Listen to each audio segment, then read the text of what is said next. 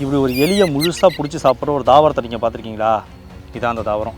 இதுக்கு பேர் நெபந்தஸ் இல்லைனா பிக்சர் பிளான்ட்னு சொல்லுவோம். தமிழில் குடுவை தாவரம் அப்படின்ட்டு பேர். உலகம் முழுக்க 170 வகையான தாவர இனங்கள் இதில் இருக்குது. இதில் ஒவ்வொரு வகையுமே இங்கே பாருங்கள், நிறைய வகை தாவரங்கள் இங்கே வச்சுருக்கோம். இதில் ஒவ்வொரு வகையுமே ஒவ்வொரு வகையில் புதுசாக பிளான் பண்ணி மற்ற உயிரினங்களை வேட்டையாடி சாப்பிடுது. இதை பற்றி நீங்கள் முழுசாக தெரிஞ்சுக்கும் போது ஒரு செடியால் இப்படியெல்லாம் கூட யோசிக்க முடியுமா அப்படின்னு கண்டிப்பாக நீங்கள் ஆச்சரியப்படுவீங்க. வாங்க பார்ப்போம்.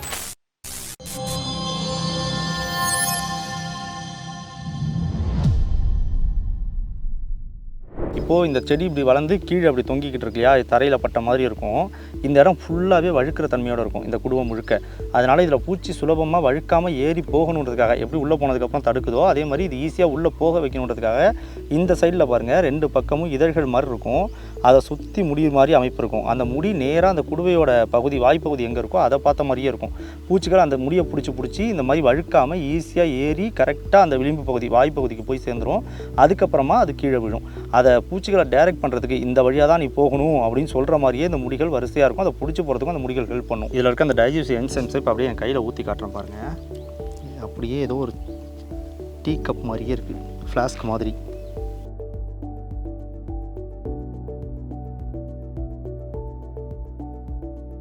இதோ பாருங்கள், தண்ணி மாதிரி தான் இருக்குது. ஆனால் இது ஃபுல்லாக டைஜஸ்டிவ் என்சைம்ஸ். இதில் பூச்சி விழுந்துருச்சு அப்படின்னா கொஞ்சம் கொஞ்சமாக அது உடம்புக்குள்ளே போய் அதை அரித்து, இந்த தண்ணி தான் பார்க்க தண்ணி மாதிரி இருந்தாலும் இதை அரித்து அதை ஃபுல்லாக செரிமானம் பண்ணி இந்த செடிக்கு கொடுக்குறது இந்த தண்ணி தான்.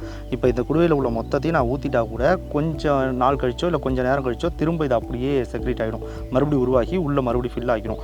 அதுக்கப்புறம் இது இந்த மாதிரி பூச்சிகள் எல்லாத்தையும் பிடிச்சி சாப்பிட்டதுக்கப்புறமா இந்த இலைக்கு, ஒவ்வொரு இலையில் உள்ள ஒவ்வொரு குடுவைக்கும் ஒவ்வொரு டைம் லிமிட் இருக்கும். அந்த ஏஜ் முடிஞ்சதுக்கப்புறம் பொதுவாக மற்ற மரங்கள்லாம் இலைகள் வாடுது இல்லையா, அதே மாதிரி இந்த இலையும் இந்த குடுவையுமே அந்த இலையோட ஒரு நீச்சி தான், அதுவுமே வாட ஆரம்பிச்சிடும். வாடினதில் நிறைய பூச்சிகளோட அந்த சக்கைலாம் இருக்கும். அது உறிஞ்சி குடித்ததுக்கப்புறமா அதோட சக்கை, உடம்பு பார்ட்ஸ் இருக்கும். அது ஏற்கனவே காஞ்ச சில இலைகள் இருக்குது, அதை பிரித்து பார்ப்போம். இந்த டைஜஸ்டிவ் என்சைம் ரொம்ப நம்ம கையில் படும்போது ஒரு மாதிரி சில்லுன்னு தான் இருக்குது. அந்தளவுக்கு ஒன்றும் எரிச்சல் அது மாதிரிலாம் எதுவுமே இல்லை. அந்த காஞ்சது தோருக்கு பாருங்கள், இது ஏற்கனவே காஞ்சிருக்கு. இந்த மேலே ஒன்று இருக்குல்ல, அது காஞ்சிருக்கு. நான் லாஸ்ட்டாக அதை வெட்டி உள்ளே என்ன இருக்குது அப்படின்றத காட்டுறேன். நானுமே அப்போ தான் ஃப்ரெஷ்ஷாக பார்க்க போகிறேன், எனக்குமே புதுசு தான். அதை அப்புறம் காட்டுறேன். இதை பேசிக்கிட்டே இருக்கும்போது அப்படியே கீழே பாருங்கள், ஒரு சின்ன எறும்பு ஒரு இந்த பிக்சரால் ஈர்க்கப்பட்டு அதோட முனையில் போய் அப்படியே சாப்பிட்டுக்கிட்டு இருக்குது. அது பாட்டுக்கு அது வேலையை பார்த்துட்டு இருக்கட்டும். நம்ம இதை அப்படியே கண்டினியூ பண்ணுவோம். 19ஆம் நூற்றாண்டில் மெடகாஸ்கர் காட்டுப்பகுதியில் இந்த தாவரவியல் விஞ்ஞானிகள் அப்படியே போயிட்டு வந்திருக்காங்க. அந்த நேரத்தில் அவங்க கண்ணில் ஒரு செடி பட்டிருக்கு. அது இந்த குடுவை தாவரத்திலே கொஞ்சம் பெரிய சைஸில் இருந்திருக்கு. அதை அவங்க உத்து கவனித்து பார்க்கும்போது உள்ளே என்ன இருக்குன்னு பார்க்கும்போது உள்ளே ஒரு எலி பாதி டைஜஸ்ட் ஆன நிலைமையில் இருந்திருக்கு. இந்த அளவுக்கு எலியே உள்ளே விழுற அளவுக்கு ஒரு பெரிய தாவரம் இருக்கா அப்படின்னு அப்போ தான் அதை கண்டுபிடிக்கிறாங்க. இதுக்கு பேர் நெபந்தஸ் ராஜா அப்படின்னு வைக்கிறாங்க. உலகத்தில் இருக்கிற இந்த நெபந்தஸ், இந்த பிக்சர் பிளான்ட் வகையிலேயே பெரிய சைஸ் அப்படின்னா அந்த நெபந்தஸ் ராஜா தான். இதே மாதிரியே 2009 ஒரு தாவரத்தை கண்டுபிடிக்கிறாங்க. அதுவுமே இதே மாதிரி ஒரு குடுவை தாவரம் தான். அதுக்குள்ளேயுமே ஒரு எலி வந்து பாதி டைஜஸ்ட் ஆன நிலைமையில் இருந்திருக்கு. எதுக்காகவோ அந்த எலி அங்கே வந்து தவறி உள்ளே விழுந்திருக்கு. அதை கண்டுபிடிச்சாங்க. அதுதான் அந்த நெபந்தஸ் ராஜாவுக்கு அடுத்த பெரிய தாவரம் அப்படின்னு சொல்லப்படுது. அதுக்கு பிரிட்டிஷ் நேச்சுரலிஸ்ட் டேவிட் அட்டன்பரோட பேரை சேர்த்து நெபந்தஸ் அட்டன்பரோகி அப்படின்னு பேர் வைக்கிறாங்க. இந்த மாதிரி பெரிய சைஸில் இருக்க இந்த குடுவை தாவரம் கூட எலியெல்லாம் உள்ளே இழுத்து, நான் முன்னாடி சொன்னது பூச்சியை தான் உள்ளே இழுக்கும், பூச்சியை தான் டைஜஸ்ட் பண்ணணும்னு சொன்னல. ஆனால் இந்த மாதிரி 2-3 இடங்களில் எலி உள்ளே கடந்து டைஜஸ்ட் ஆனதையுமே பார்த்துருக்காங்க. ஆனால் இதுங்கெல்லாம் எலியை இந்த மாதிரி டைஜஸ்ட் பண்ணுறதுக்காக தான் இருக்குதா அப்படின்னு பார்த்தா அப்படி கிடையாது. அதுங்க வேற ஒரு காரணத்துக்காக இந்த மாதிரி பாலூட்டிகளையும் இருக்குது. நெபந்தஸ் ராஜான்னு சொன்னல, அதில் உலகம் முழுக்கவே வெறும் 2000 தாவரங்கள் மட்டும்தான் இருக்கான். அதனால அதை ஏற்றுமதி பண்ணுறதுக்கு, வளர்க்குறதுக்கு அதுக்கெல்லாம் தடை வச்சிருக்காங்க. இதுங்க ஏன் அந்த பெரிய உயிரினங்கள் இருக்குதுன்னு இப்போ பார்ப்போம். இந்த நெபந்தஸ் ராஜாவோட அந்த குடுவை அமைப்பு ரொம்ப பெருசாக இருக்கும் இல்லையா, உலகத்திலே தான் பெரிய குடுவை இல்லையா. அதோட மூடி பகுதியில் அந்த இதுங்களுக்கு இருக்கிற மாதிரியே அந்த நெபந்தஸ் ராஜாவுக்கும் மூடி இருக்கும். அந்த மூடியோட அடிப்பகுதியில் ஒரு சுவையான திரவம் சுரக்கும். எப்படி பூவை எடுத்து நம்ம உறிஞ்சி பார்த்தோம்னா ஒரு இனிப்பான திரவம் இருக்கும், அதே மாதிரி ஒரு சுவையான திரவம் சுரக்கும். அதில் சுரக்குது அப்படின்றத காற்றுல சிக்னலாக வெளியில் அப்படியே ஸ்ப்ரெட் பண்ணி அனுப்பும். அந்த சிக்னல் கிடைக்கிற அந்த காட்டுப்பகுதியில் வாங்குற ட்ரீ ஸ்ரூ அப்படின்ட்டு ஒன்று இருக்குது. அது எலி மாதிரியே சின்ன சைஸில் இருக்கக்கூடிய ஒரு உயிரினம். அது அந்த திரவத்துக்காக ஈர்க்கப்பட்டு அந்த இனிப்பான திரவத்தை சுவைக்கணும் அப்படின்றதுக்காக அங்கே வந்துட்டு அது இந்த குடுவையில் இந்த சைடில் அது இந்த ஒரு பொசிஷனில் தான் உட்காரும். அது எந்த பொசிஷன் மாதிரி இருக்குன்னா, நாம் டாய்லெட்டில் உட்கார ஒரு பொசிஷன் மாதிரி தான் இருக்கும். அப்படி உட்காந்துட்டு மேலே இருக்கக்கூடிய அந்த மூடி பகுதியில் இருக்கக்கூடிய அந்த சுவையான திரவத்தை சுவைச்சு சாப்பிட்டுக்கிட்டு இருக்கும். அந்த திரவத்தில் மலத்தை இழக்கக்கூடிய ஒரு சப்ஸ்டன்ஸுமே இருக்குமா. அந்த சப்ஸ்டன்ஸ் இது அந்த ஸ்ட்ரூ அதை சாப்பிட்ட உடனேயே உள்ளே போய் மலத்தை உடனடியாக வெளியேற்றணும் அப்படின்ற சிக்னலை அந்த ஸ்ட்ரூவுக்கு கொடுக்கும். கொடுத்தோன்னே இந்த ஸ்ட்ரூ ஏற்கனவே நிறைய பூச்சிகளை, புழுக்கள்லாம் காட்டு ஃபுல்லாக சாப்பிட்ருக்கும் இல்லையா, அது இதோட வயிற்றில் மலமாக இருக்கும். இப்போ இது அந்த இனிப்பான திரவத்தை சுவைச்சோடனே அது உடனே மலம் கழிக்கணுன்ற ஒரு அர்ஜென்ட் வந்தோடனே அது அந்த குடுவைக்குள்ளேயே அப்படியே மலத்தை கழிச்சிடும். அப்போ அது உள்ளே விழும்போது ஏற்கனவே டைஜஸ்ட் பண்ணப்பட்ட அந்த புழு பூச்சிகளை, அந்த கழிவாக வெளியேற அந்த புழு பூச்சிகளோட அந்த கழிவை இந்த நெபந்தஸ் ராஜான்ற அந்த தாவரம் அப்படியே உள்ளே எடுத்துக்கிட்டு டைஜஸ்ட் பண்ணிக்குது. இதுக்காக தான் அதுங்க அந்த பெரிய சைஸில் உள்ள பாலூட்டிகள் இருக்குது. இது இந்த ட்ரீ ஷ்ரூன்றது பகலில் வரக்கூடியது. இதுவே நைட் நேரத்தில் அப்படியே எலிகளை இருக்கும். ஏன்னா இரவுகளை எலிகள் நிறையா சுற்றி வரும். எலிகளுக்கும் அந்த திரவத்தை கொடுத்து அது மூலமாக அதுங்களோட கழிவையும் வெளியேற்ற வச்சு அது கரெக்டாக அந்த குடுவைக்குள்ளே விழ வச்சு அதையும் இதுங்க சத்துக்களாக எடுத்து பயன்படுத்திக்குது. இப்படி இதுங்க இந்த எலி மாதிரியான பாலூட்டிகளை இருக்கிறப்போ அந்த இடமுமே வழுக்கிற மாதிரியான அமைப்போடு இருக்கிறதுனால, அதோட அந்த வாய்ப்புரிமையே வழுக்கிற அமைப்போடு இருக்கிறதுனால இங்கே வந்து நிற்கிற அந்த ஸ்லூவோ எலியோ தப்பி தவறி சில நேரத்தில் ஆக்சிடென்டலாக வழுக்கி உள்ளே விழுந்துருச்சு அப்படின்னா அதுவுமே திரும்ப வெளியில் வர முடியாமல் தப்பிக்க முடியாமல் போராடும். ஒரு கட்டத்தில் உள்ளேயே மூழ்கி இறந்து போயிடும். அப்புறம் அது உள்ளேயே அந்த டைஜஸ்ட் என்சைம் மேலே டைஜஸ்ட் பண்ணப்பட்டு அதுக்கு அந்த செடிக்கு அதுவே உணவாயிடும். இப்போ நீங்கள் பார்த்துட்டு இருக்க இந்த பிக்சருக்கு ஃபேங்க்டு பிக்சர் அப்படின்ட்டு பேர். ஃபேங்க்டு பிக்சர் நெபந்தஸ்ன்னு சொல்லுவாங்க.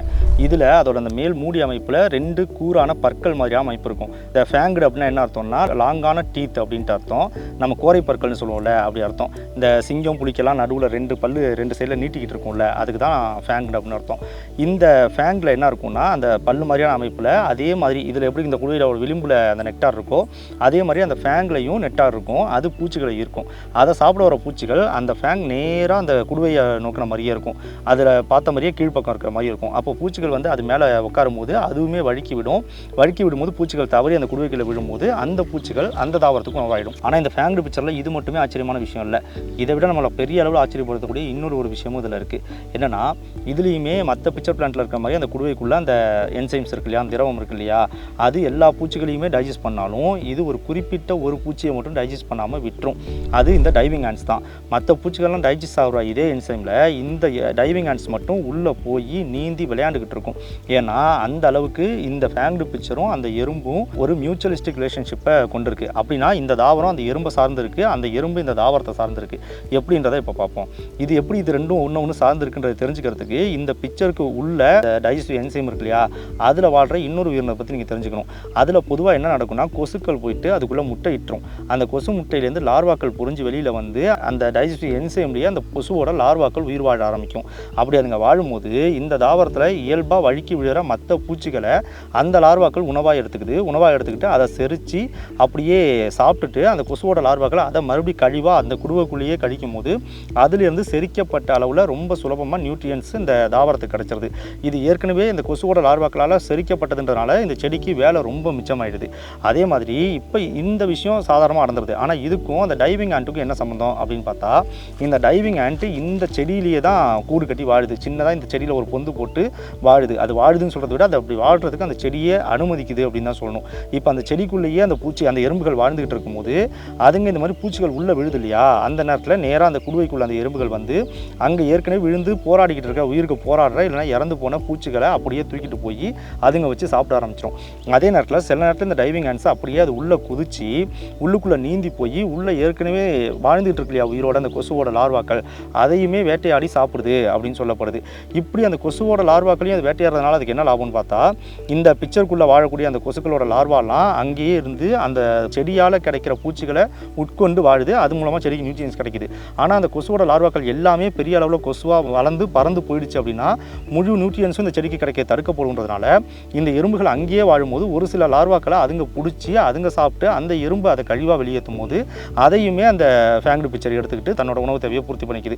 இது கிட்டத்தட்ட இப்படி அந்த கொசுவோட லார்வாக்களை அங்கேருந்து அது உணவு கொடுத்து வளர்த்த அந்த கொசுவோட லார்வாக்களையே திரும்ப உணவாக எடுத்துக்கிறதுனால 19% நைட்ரஜன் வந்து இன்னும் கொஞ்சம் அதிகமாக கிடைக்குது அப்படின்றத கண்டுபிடிச்சிருக்காங்க. இதோட மட்டும் இல்லாமல் இந்த எறும்புகளுமே வயசானதுக்கப்புறம் இங்கே வாழ்ந்து இங்கேயே தான் சாகும். ஏன்னா அது முழுக்க இந்த செடியவே நம்பி இருக்கின்றனால இதையே தான் அது தன்னோட வீடாகவும் அமைச்சிக்கிட்டு இருக்கு. அதுங்களும் இங்கே வாழ்ந்து இங்கே தான் சாகுதுன்றதுனால உள்ளேருந்து எடுக்கிற பூச்சிகள் மூலமாக சாப்பிட்ட சத்துக்கள் எல்லாம் அந்த எறும்புகள்கிட்ட இருக்குது. அந்த எறும்புகள் இங்கே சாகும்போது அந்த எறும்புகளோட அந்த உடலையுமே இது மறுபடியும் டைஜஸ்ட் பண்ணி உணவாக எடுத்துக்குது. இப்படி இது கன்ஃபார்மாக இந்த எறும்பு இல்லாமல் இதால் வாழ முடியாது, அதே மாதிரி இந்த செடி இல்லாமல் இந்த எறும்பால் வாழ முடியாதுன்றத விஞ்ஞானிகள் எப்போ உறுதிப்படுத்துகிறாங்கன்னா ஆய்வுக்காக இது என்ன பண்ணுறாங்க, அந்த எறும்பு இல்லாமல் தனியாக வச்சு வளர்த்து பார்க்குறாங்க. அப்படி வளர்க்கும் போது அந்த ஏற்கனவே சாதாரணமாக வளர்கிற வேகத்தை விட அந்த செடி ரொம்ப ஸ்லோவாக தான் வளர்ந்துருக்கு. எப்போ எறும்பு இந்த செடியோடு வந்து சேருதோ அப்போ தான் இதோட வேகம் சரியான அளவில் சீரான அளவில் இருந்திருக்கு அப்படின்றத புரிஞ்சுக்கிட்டு அது தெரிஞ்சதுக்கப்புறமா தான் இந்த எறும்பு இல்லாமல் இந்த செடியால் வாழ முடியாது அப்படின்றத உறுதிப்படுத்துகிறாங்க. அடுத்தது ஒயிட் பேண்ட் பிக்சர். இந்த பிக்சர் பிளான்ட்டோட அந்த கழுத்து பகுதியில் அந்த குடுவையோட அந்த வாய்ப்பகுதிக்கு முனையில் அந்த கழுத்து பகுதியில் வெள்ளை கலரில் பூஞ்சை மாதிரியான ஒன்றத்தை தொடர்ச்சியாக அது உற்பத்தி பண்ணிக்கிட்டே இருக்கும். இந்த பிக்சர் இது இப்படி உற்பத்தி பண்ணதுக்கப்புறம் இரவு நேரங்களில் கரையான்கள் அந்த பூஞ்சையை சாப்பிட்றதுக்காக அதை நோக்கி வரும். வந்து அது அந்த கூட்டமாக கரையான்கள் வந்து அந்த பூஞ்சையை சாப்பிட்டுட்டு இருக்கும்போது எப்போதும் போலவே அந்த விளிம்பு பகுதிக்கு அந்த கரையான்கள் தப்பி தவறி போகும்போது ஒன்னோட ஒன்று போட்டி போட்டுக்கிட்டு அது பக்கம் போகும்போது கரையான்கள் கூட்டமாக இதுக்குள்ளே மொத்தமாக விழுந்து செத்து போயிடும். எப்போ நீங்கள் காட்டுப்பகுதியில் ஒயிட் பேண்ட் பிக்சரை பார்க்குறீங்களோ அதில் அதை சுற்றி அந்த பூஞ்சை மாதிரியான அமைப்பு இல்லைன்னா உள்ள நிறைய கரையான் இருக்கும் அப்படின்னு அர்த்தம். இதே விஞ்ஞானிகள் எடுத்து அந்த குடுவையை பிரித்து பார்த்தப்போ மொத்தமாக கூட்டமாக கரையான்கள் மொத்தமாக அதுக்குள்ளே செத்து கிடக்கு அப்படின்றத கண்டுபிடிச்சிருக்காங்க. மற்ற பூச்சிகளை ஈர்க்கிறத விட கரையான்கள் ஒரு சமூகமாக வாழக்கூடிய அமைப்பை கொண்டிருக்கின்றதுனால கரையான்கள் இருக்கும்போது இதுங்களுக்கு இன்னும் அதிக நியூட்ரியன்ஸ் கிடைக்கிறதுக்கான வாய்ப்பு இருக்குது. ஆனால் இப்படி இந்த பிக்சர் பிளான்ட்டில் எல்லாமே இந்த மாதிரி பூச்சிகளையோ இல்லை மற்ற உயிரினங்களையோ பிடிச்சி சாப்பிட்றதா இருக்காது. ஒரு சில இதெல்லாம் வெஜிடேரியனாகவும் இருக்குது. குறிப்பாக இந்த பிக்சரை பாருங்கள், இதுக்கு பேர் ஃப்ளாஸ்க் ஷேப்டு பிக்சர். அதாவது இதோட சயின்டிஃபிக் நேம் என்னென்னா நெபந்தஸ் ஆம்புலேரியா அப்படின்னு சொல்லுவாங்க. இது காட்டுப்பகுதியில் மரங்களுக்கு கீழே தான் பொதுவாக இருக்கும். பொதுவாக நான் முதல்ல சொல்லியிருந்தேன் இந்த மாதிரி குடுவையோட மேல் பகுதியில் மூடி மேலேருந்து விழுற குப்பைகள்லாம் தடுக்கிறதுக்காக இப்படி இருக்கும் அப்படின்னு. ஆனால் இந்த பிளாஸ்டிக் பிக்சரில் பார்த்தீங்கன்னா அந்த மூடி அப்படியே பின்பக்கமாக வளைஞ்சி முழுசாக ஓப்பன் ஆன நிலையில் மேலேருந்து எது விழுந்தாலும் நேராக உள்ளே விழுகிற மாதிரி அமைப்பில் இருக்கும். ஆனால் அப்படி ஒரு அமைப்பில் இருந்துச்சுன்னா குப்பையெல்லாம் நிறைய உள்ளே விழுந்து பாதிக்கப்படுமே அப்படின்னு நீங்கள் நினச்சிங்கன்னா அந்த பிளான்ட்டோட தேவையே அதுதான். ஏன்னா அது இப்படி திறந்த நிலையில் காட்டுக்குள்ளே இருக்கும்போது மேலே இருக்கக்கூடிய மரம் செடி கொடிகள்லேருந்து நிறைய இலைகள்லாம் காஞ்சி விழும் இல்லையா, அந்த இலைகள் நேராக அந்த பிளாஸ்டிக்குள்ளே போய் விழுந்துடும். அதை டைஜஸ்ட் பண்ணுறதுக்கு உள்ளுக்குள்ளேயே அங்கேயும் கொசுவோட லார்வாக்கள் இருக்கும். அதுங்க அந்த இலைகள்லாம் அப்படி விழுந்து காஞ்சி விழுற இலைகள்லாம் சாப்பிட்டு அதை கழிவாக வெளியேற்றும் போது அதுலேருந்து கிடைக்கிற நியூட்ரியன்ஸ் எடுத்து தான் இந்த தாவரங்கள் உயிர் வாழுது. இப்போ அடுத்தது நான் ஏற்கனவே சொல்லியிருந்தேன்ல, இந்த குடுவை தாவரம் அந்த பூச்சிகளை உள்ளே வச்சு சாப்பிட்டதுக்கு அப்புறமா இந்த மாதிரி காஞ்சி போயிடும். அதோட வேலை முடிஞ்சோடனே எப்போதும் இலைகள் எப்படி மரத்தங்களை மற்ற செடிகளில் காயுமோ அது மாதிரி இப்படி காஞ்சிரும். இதுக்குள்ளே எடுத்து பார்த்தோம்னா பூச்சிகளோட இறந்த உடல்கள் நிறைய இருக்கும். இப்போ இதை உங்களுக்கு பிரித்து காட்டுறேன். மேபி இது நிறைய பூச்சிகளை சாப்பிட்டு இருந்துச்சு அப்படின்னா இறந்த உடல்கள் இது உள்ளே இருக்கிறதுக்கு வாய்ப்பு இருக்குது. பிரித்து பார்ப்போம்.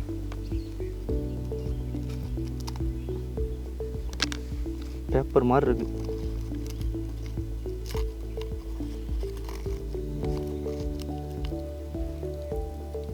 இதோ பார்த்தீங்களா, குட்டி குட்டியாக கருப்பு கருப்பாக இருக்குல்ல, இதெல்லாம் டைஜஸ்ட் ஆகி கூழாக்கப்பட்டு சக்கையான பூச்சிகள். பூச்சியோட உடம்பு பாகம் குட்டி குட்டியாக நிறைய இருக்குது. இது லேப்குள்ளன்றதுனால பூச்சிகள் கொஞ்சம் கம்மியாக இருக்குது. இதே வெளில ஃபாரஸ்ட்டில் இருக்கிறத பார்த்தோம்னா இன்னும் அதிகமாகவே இருக்கும். அப்படியே இதையும் பிரிச்சு காமிச்சிடுறேன்.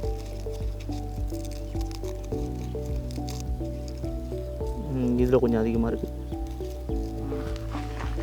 இந்த மாதிரி தான் இந்த தாவரம் பூச்சிகளை பிடிச்சி சாப்பிட்டுக்கிட்டு இருக்குது. அடுத்து நம்ம இந்தியாவிலேயே இந்த மாதிரி ஒரு நிபந்த ஸ்பீசிஸ் இருக்குது. அதுக்கு பேர் காசியானான்னு சொல்லியிருந்தால, அது மற்ற நிபந்த ஸ்பீசிஸை விட வித்தியாசமான முறையில் பூச்சிகளை வேட்டையாடி சாப்பிடுது. பூச்சிகளை மட்டும் இல்லை, இன்னும் ஒரு சிலவற்றையும் வேட்டையாடி சாப்பிடுது. அது சாப்பிட்ற முறை இன்னும் ரொம்ப வித்தியாசமாக இருக்கும். அதை பற்றி நான் சொல்கிறத விட இதை பற்றி ரொம்ப காலமாக ஆய்வு பண்ணிக்கிட்டு இருக்கிற நம்ம திருப்பூரூரில் ஃபாரஸ்ட் ஸ்டுடியோ லேப் அப்படின்னு ஒரு லேபே வச்சு இந்த மாதிரி கார்னிவஸ் பிளான்ட் நிறையா இம்போர்ட் பண்ணி வளர்த்துக்கிட்டு ஆய்வு பண்ணிக்கிட்டு இருக்கிற திரு சிவா ப்ரோ சொன்னாங்கன்னா தான் நான் கரெக்டாக இருக்கும்னு நினைக்கிறேன். Hi bro. Hi bro. நீங்களே சொல்லிடுங்க. இந்தியாவில் இருக்கிற ஒரே நேட்டிவ் இண்டிஜினஸ் பிளான்ட் ஸ்பீஷி நெபந்தஸ் ஜீனஸில் காசியானாங்கிறது. இதுக்கு பேர் ஏன் காசியானான்னு இருக்குன்னா, இது மேகாலயாவில் இருக்கிற காசி ஹில், காசி மலையில் வளருது. இது வந்து கொஞ்சம் ஹிமாலயன் ஃபுட் ஹில்ஸ் கிட்டக்க இருக்கிறதுனால அந்த இடத்துல வந்து லோக்கல் ட்ரைப்ஸ் நிறையா இருக்காங்க. அவங்க வந்து இதை ஆல்மோஸ்ட் ஒரு ஸ்பிரிச்சுவல் பிளான்ட்டாகவே பார்ப்பாங்க. ஏன்னா இது அவ்வளோ ஹீலிங் ப்ராப்பர்ட்டிஸ் எல்லாம் இருக்குது அதுக்கு அப்படின்னு அவங்க நம்புகிறாங்க. அவங்களோட ட்ரெடிஷ்னல் ப்ராக்டிசஸ் குத்துமதிப்பா நம்ம ஊர் வேப்பமரம் மாதிரி அதை அவங்க ரெஸ்பெக்ட் பண்ணுவாங்க. இதில் வந்து மேஜராக பிக்சர்ஸ் வந்து அப்பர் பிக்சர்ஸ் தான் மேஜராக ஹண்டிங்க்கு யூஸ் பண்ணும். அது லோவர் பிக்சர்ஸ் வந்து குட்டி குட்டி பூச்சிக்கு தான் யூஸ் பண்ணும். அப்பர் பிக்சர்ஸில் வந்து பெரிஸ்டோம் அப்படிங்கிற மவுத் இருக்கு இல்லையா, நீங்கள் முன்னாடி பார்த்துருப்பீங்க. இந்த மவுத்தில் இருக்கிற இந்த லிப் இருக்கு இல்லையா, இதில் வந்து ஃப்ளோரசன்ட் மெட்டீரியல் ஒன்று இருக்கும். அதுக்கு அந்த மெட்டீரியல் வந்து ஃபுல் மூன் லைட் படும்போது ஃப்ளோரசென்ட்டாக க்ளோ ஆகும். அது ஆமாம், ஒரு விதத்தில் அது பயோலுமினசென்ஸ்னும் கன்சிடர் பண்ணுவாங்க. நிறைய பப்ளிகேஷன்ஸ், நேச்சர் பப்ளிகேஷன்ஸும் இருக்குது. அது என்ன பண்ணுன்னா, நைட்டில் அந்த மூன் லைட் படும்போது மின்னும்போது அந்த மின்மினி பூச்சியோ இல்லை ஒவ்வால், ஃப்ரூட் பேட்ஸ், பழம் சாப்பிட்ற ஒவ்வால்கள், அதெல்லாம் அது அட்ராக்ட் ஆகி வரும். அதை சாப்பாடு அப்படின்னு நினச்சிட்டு சாப்பிட வரும்போது வழுக்கி உள்ளே விழுந்து திருப்பி டைஜஸ்ட் ஆக ஆரம்பிச்சிடும். இது வந்து அப்பர் பிக்சர்ஸ்னு சொல்லுவாங்க. மேலே அடல்ட் மெச்சார் பிக்சர்ஸ் இருக்கும். அது வந்து சைஸ் ரொம்பவே பெருசாகவும் இருக்கும். ஷேப்பு, கலர் எல்லாமே வித்தியாசமாக இருக்கும். அதால் தான் இந்த ஹண்ட் பண்ண முடியும். வவ்வாலை கூட சாப்பிடுமா? வவ்வாலும் சாப்பிடும், குட்டி குட்டி பறவைகளும் சாப்பிடும், சிட்டுக்குருவி மாதிரி பறவைகளும் சாப்பிடும். பெரிய பெரிய வண்டுகள் நைட்டு ஹண்ட் பண்ணுற வண்டுகள் இருக்கு இல்லையா, மின்மினி பூச்சியோட கொஞ்சம் அந்த சைஸ் பெரிய கரப்பாம்பூச்சி சைஸ்க்கு இருக்கிற வண்டு அதெல்லாமும் சாப்பிடும். ஆமாம், பொதுவாகவே பூச்சிகள் லைட்டுக்கு அட்ராக்ட் பண்ணப்படும். அதனால் இது க்ளோ ஆகிறதுனால எப்படி மூன் லைட் படுறதுனால அது க்ளோ ஆகுமா? மூன் லைட் வந்து இதுக்கு ஒரு ட்ரிகர் சிக்னல் தான். எவ்ரி 14 to 20 days ஒரு தடவை இதோட என்சைமேட்டிக் கான்சன்ட்ரேஷன் ஜாஸ்தி ஆகும்.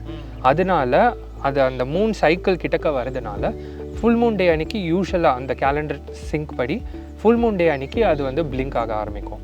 அது ஒரு 2-3 days வரையும் அப்படி இருக்கும். பை நேச்சராகவே அது பிளிங்க் ஆகும். பை நேச்சராகவே ஆமாம், ஒரு ப்ளூ ஃப்ளோரசன்ஸ் இருக்கும். இப்போல்லாம் என்ன பண்ணுறாங்க, அந்த ப்ராப்பர்ட்டியை வந்து ஹைப்ரிடைஸ் பண்ணி ஆர்னமெண்டல் பிளான்ஸ்க்காக மற்றதோட ஹைப்ரிடைஸ் பண்ணி பண்ணுறாங்க. ஆர்னமெண்ட்ஸ்லாம் இப்போ வீட்டில் வளர்க்குற பிளான் மாதிரி மாற்ற. ஆனால் இது வளர்க்கக்கூடாது, தடை இருக்குன்னு சொல்லியிருந்தாங்க. ஆமாம், இதை வந்து கமர்ஷியல் ஆக்டிவிட்டிக்கு யூஸ் பண்ணக்கூடாது. ஏன்னா இது ஹைலி என்டேஞ்சர்ட். இது வந்து உலகத்துலேயே இந்தியாவில் இருக்கிற மேகாலயா பகுதியில் இருக்கிற காசி ஹில்ஸ் கிட்டக்க அந்த ஃபுட் ஹில்ஸில் தான் வளருது. ஒரு ரீசன் அது என்டேஞ்சர்டுங்கிறதுனால. ரெண்டாவது அந்த வளர்கிற இடத்துக்கு அடியில் ஒரு பெரிய கோல் மைன் இருக்குது. அதனால அங்கே அந்த மைனிங் ஆக்டிவிட்டீஸ் நடக்கிறதுனால ஃபாரஸ்ட் கிளியரன்ஸ் ரொம்ப ஜாஸ்தி இருக்குது. ஃபாரஸ்ட் கிளியரன்ஸ் ஜாஸ்தி இருக்கிறதுனால இதோட பாப்புலேஷன் வைல்டுன்னு ரொம்ப கம்மியாக இருக்குது. அது மட்டும் ரீசன் இல்லை கம்மியாகிறதுக்கு. இதோட ஃப்ளவரிங் ரேட் இதில் வந்து மேல் அண்ட் ஃபீமேல் பிளான்ட் வந்து 2 செப்பரேட் பிளான்ட்ஸ், ரெண்டுமே ஒரே பிளான்ட்டில் இருக்காது. ரெகுலர் பனைமரம் மாதிரி. ஆமாம், ஆண் மரம் பெண் மரம் அந்த மாதிரி. ஆமாம், பனைமரம் மாதிரி சில பனைமர வெரைட்டிஸும் ஆண் பெண் 2 பிளான்ட் இருக்கும். ஸோ ஆனால் இதோட ரேஷியோ என்னென்னா, ஒரு ஃபீமேல் பிளான்ட்டுக்கு 1000 மேல் பிளான்ட்ஸ் இருக்கும். அதனால் அது பாலினேட் ஆகி சீட் வர ரேஷியோ ரொம்ப கம்மி. ஸோ இந்த சான்சஸ்னால ப்ளஸ் அழிஞ்சு வர ஃபாரஸ்ட்டு ஹியூமன் ஆக்டிவிட்டீஸ்னால இதோட வைல்ட் பாப்புலேஷன் ரொம்பவே கம்மியாகிட்டு இருக்கு. போச்சிங்கும் is a very big factor. அதனால தான் இதோட கமர்ஷியல் ஆக்டிவிட்டி தடுக்கப்பட்டிருக்கு. இப்போ ஏதாவது ரீசன் இருக்கா அப்புறம்? ஒரே ஒரு பெண்ணுக்கு 1000 ஆண்றது ரொம்ப அதிகமாக இருக்குது எண்ணிக்கையில். யூஸ்வலாக நெப்பந்தஸ்க்கு ஆண் பெண்ணுன்னு 2 டிஃப்ரெண்ட் ஸ்பீஷீஸ் இருக்குது. ராஜாக்குமே நீங்கள் இதுக்கு முன்னாடி ராஜா பற்றி பேசியிருப்பீங்க, அதுலேயுமே ரொம்ப ரொம்ப கம்மி ரேஷியோ தான் இருக்குது, female to male population ratio. அதனாலேயும் அது ரொம்ப கம்மி லிமிட்டட் பாப்புலேஷன் தான் வைல்டில் இருக்குது. ஆட்டன்பர்கியும் சரி, ராஃப்லேஷியானாவும் சரி, எல்லா நெப்பந்தஸ் ஸ்பீஷீஸ்லையுமே மேல் டாமினன்ஸ் கொஞ்சம் ஜாஸ்தி ஃபீமேல் டாமினன்ஸோட. ஸோ அது ஒரு நேச்சுரல் ரீசன். அது எனக்கு தெரியல, அது ரிசர்ச் படி ஏன் அப்படின்னு தெரியல எனக்கு. இன்னும் அதை பற்றி மக்கள் ரிசர்ச் பண்ணுறாங்களான்னு தெரியல ரேஷியோ பாப்புலேஷன் படி. பட் இதுதான் reality sketch. Okay Siva bro, ரொம்ப நன்றி. நீங்கள் நிறைய இந்த மாதிரி பிளான்ட் எடுத்து வச்சு செஞ்சுட்ருக்கீங்க. எனக்கு தெரிஞ்சு தமிழ்நாட்டிலே நீங்கள் ஒருத்தர் தான் இருக்கீங்கன்னு நினைக்கிறேன் இந்த மாதிரி கார்னிவர்ஸ் பிளான்ட்ஸ் வச்சு வளர்க்குறதுல. எனக்கு தெரிஞ்சு மேபி. ரொம்ப நன்றி. எங்களுக்காக நிறைய டைம் ஸ்பெண்ட் பண்ணி இவ்வளோ செடியையும் இங்கே கொண்டு வந்து வச்சு இவ்வளோ நேரம் ஸ்பெண்ட் பண்ணியிருக்கீங்க. இன்னும் நீங்கள் நிறைய பிளான்ஸ் வச்சுருக்கீங்க. அடுத்தடுத்து அதெல்லாம் நம்ம பார்க்க போகிறோம். சன்டியூ இருக்குது, யூடியூப் ஏரியா இருக்குது, இதெல்லாம் ஒவ்வொன்றா அடுத்தடுத்து பார்ப்போம். இப்போ இந்த மாதிரி தாவரங்கள்லாம் பார்க்கும்போது உலகத்தில் இருக்கிற உயிரினங்களே மனிதர்கள் தான் ரொம்ப அறிவாளிகள் அப்படின்னு நம்ம நினச்சிக்கிட்டு இருக்கோம்ல. அப்படிலாம் ஒன்றுமே இல்லை. எல்லாம் சும்மா நம்மளை விட பல ஆண்டுகளுக்கு முன்னாடியே, பல கோடி ஆண்டுகளுக்கு முன்னாடியே உருவாகி எவால்வ் ஆக ஆரம்பித்து அறிவில் சிறந்த உயிரினங்கள் இங்கே இருக்குது அப்படின்றது இப்போ நமக்கு புரிய ஆரம்பிச்சிருக்கும். இதில் நமக்கு இதுங்களுக்கு இருக்கிற ஒரு வித்தியாசம் என்னென்னா, இதுங்களோட இந்த அறிவு சுற்றுச்சூழலுக்கு, இயற்கைக்கு எந்தவித தீங்கும் விளைவிக்காத அறிவு. நம்மள மாதிரி கிடையாது.